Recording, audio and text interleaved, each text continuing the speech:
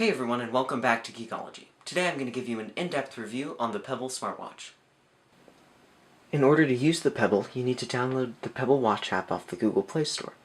This will allow the Pebble to communicate with your phone via Bluetooth and receive notifications from it. An interesting thing about the Pebble is the fact that there are very few options that you can change from within the watch itself. As you can see under settings, if we look at our Bluetooth settings, we can see that we're paired and we have an option to activate the airplane mode, which obviously turns off Bluetooth. We can check our notification settings, but even from here there's very little that we can do. We can toggle what type of notifications to show.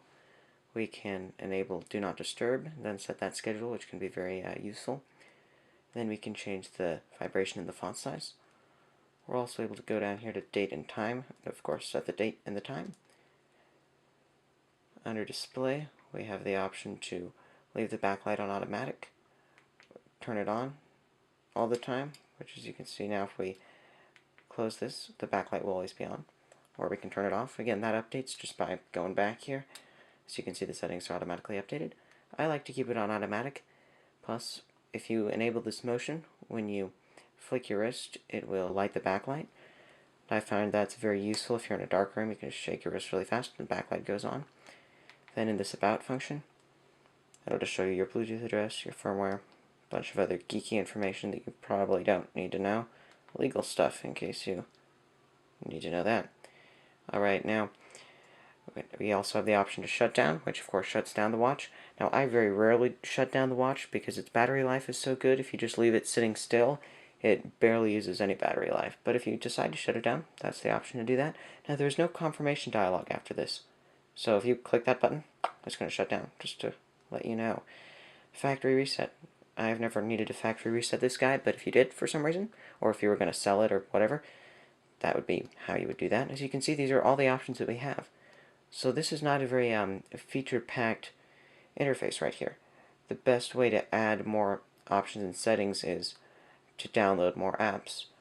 I'll probably do a review of Pebble-specific apps later, because there are a lot of good ones out there on the market. As we can see, aside from the settings dialog, we have the option to control music, and we also have the option to set alarms down here.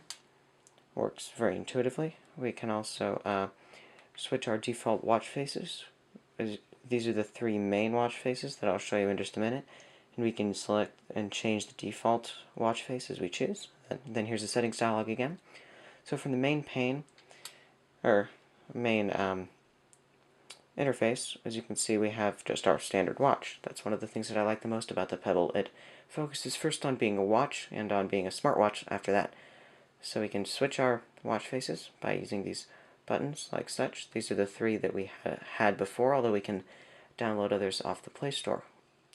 So as you can see, there aren't a lot of features that can be changed in the Pebble watch itself.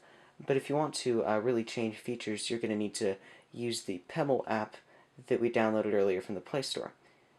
Now, when you first start up that app, you should see this screen that'll show the serial number of your Pebble. That serial number can be found in the settings on the Pebble, or it can also be found on the bottom. You won't be able to see it in this light, but it's down there. So I can know that this is connected, and if for whatever reason I wanted to disconnect, I could just click this green button, but I don't want to disconnect. As you can see in the settings panel, we have a settings screen that looks actually quite similar to our settings screen on the Pebble. Let me pull that up, and we can see we have Bluetooth in both, notifications in both. There we go. And a lot of similar settings, only in the Android app we get more choices, more options. Bluetooth, unfortunately, only takes us to our Android's Bluetooth screen for our normal Bluetooth options, but under notifications we can see a lot more options to choose from. We can choose to send notifications when the phone screen is on. This option is very useful if you want to send notifications to your watch only when you're not using your phone, which is what I would definitely recommend, because if you're already using your phone, you can already see the notifications, and so you don't need the watch. What you want to use the watch for is times when either you don't have your phone on you, or it's in your pocket and you don't want to take it out to just read a quick text or something. As you can see, we can select which types of notifications we want to see: incoming calls, SMS messages, calendar reminders, etc. and then these are for our different email accounts that we can tick. And now, as you can see, we also have our music settings. Now this is very useful. This corresponds to the music on the Pebble, which we can find up here. And it's not letting me do any music because I haven't configured this guy yet. Whoa, we've got some random stuff from radio, jazz piano. There you go. If we look up here, as we can see, we can select our different music apps. If we're using a few different applications, this is very useful to toggle between them. Normally we can see the lyrics on the Pebble screen as well as control that music app. Now our install untrusted apps is very useful if you like to download Pebble apps online, and just if you click on the Pebble Watch file, it will install automatically from your Android to your Pebble Watch. Another reason the Pebble is so powerful, that system of installing apps from the watch is, again, very useful. Now, if we don't plan on ever doing that, we can just leave this unchecked, but frankly, the only reason you would want to do that is for security, so that you don't get a virus or something, and I don't think there are any Pebble viruses that even exist. That'd be kind of very weird. Next, we see collect usage logs. Now, the only thing we would do with these usage logs is send them to the Pebble developers. As you can see on the main screen, we have an option to contact support. Now, if we were to use that option, we would be able to send them the usage logs that we'd collected. I've never had a need or a use for that, but if you want to do that, then that's awesome.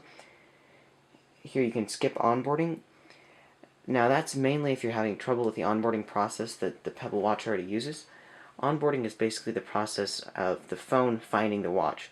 So if you're having trouble with your initial screen when the two pair, again, I haven't had trouble with that, but some people do, and they like to leave that box ticked to skip the onboarding process, which again, you're able to. And we have, oh good, it's open source. All of our open source licenses, which make me very happy. I love open source software. So you can see under version, this is the current version of our Pebble operating system. And that's pretty much all the settings that we have in the main settings pane on the Pebble Watch app. So, yeah, there's not a whole lot of settings that you can tweak even from the Android app, but you have much greater flexibility than you do from the Pebble's native settings. Now, phone keeps timing out here. As you can see, we also have the ability to monitor the apps that we've already installed. And if we want more, we can go here.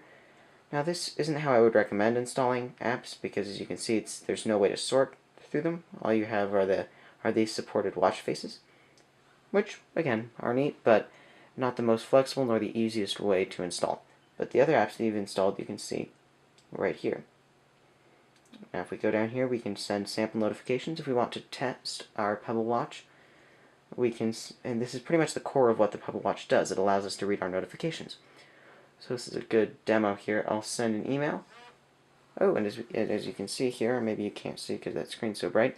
Now, as you can see, we have an email from Pebble Tech, just to test the watch here. Let me bring this up to the screen and focus my camera. As you can see, it's going to say that it came just now. It's 2:54 p.m. Pebble Tech, and then this is how the email is going to look. We can scroll down by using these navigation buttons, then dismiss it by pressing the center button. So that's pretty much all the functionality that you'll find in the native Android application. One other thing we can do is check for a firmware update. Mine is up to date, but if yours was not, you can click on that firmware update button to get your update. Also, as you can see, we can download a whole host of other apps. I won't even go over them now, but those will enhance the functionality of Pebble. One app I will show you, though, is called Pebble Apps. It can be found on the Google Play Store. It's not an actual app for your Pebble Watch itself. It's just for your phone. It allows you to look through the Pebble Watches that are out there, or pardon, the Pebble Watch apps that are out there, and from here you can select them, and then you can view them on the Google Play Store. So this only works for apps that are on the Google Play Store, but there are plenty of them, and this makes it much easier to look through and find the ones that you like. A couple of other things about the Pebble. While this guy does have battery life that'll last several days, you don't want to forget that it still, of course, needs to charge like any other electric device, and you're going to use this charging cable that it comes with. So you can see this is kind of an unusual cable. I've never seen anything quite like it. It's magnetized, which makes it useful, but don't expect to be using your watch, of course, while you're charging it. So make sure to charge it more than once a week, but maybe a couple times a week, just leave it plugged in overnight to make sure that it's got plenty of charge. The tough thing is that you can't see the battery life directly from the display anywhere. If it is low on battery, however, up in the upper right hand corner you'll see a little battery icon. It'll just kind of sit up there and show you that you're low on battery, and once it's charging, you'll also see an icon up there. This charger isn't plugged in, so it's not actually charging right now. But yeah, when the charger's in, you're pretty much not going to be able to use it.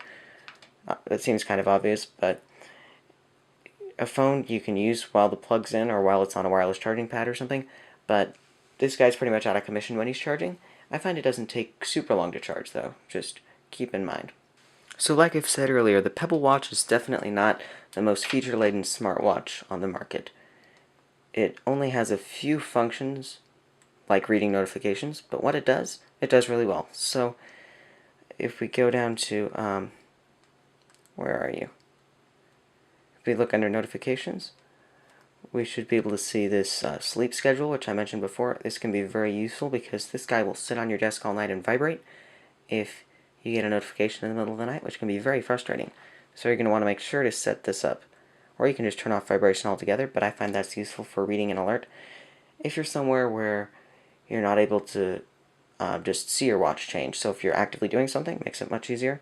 So if we go down to display, you can see, like I mentioned earlier, it has this shake to light function for the backlight, which I find very useful when it's paired with the automatic backlight, or yes, the automatic backlight, because then if you simply flick your wrist, like if you have it on your wrist and you flick it like this, it will turn on the backlight.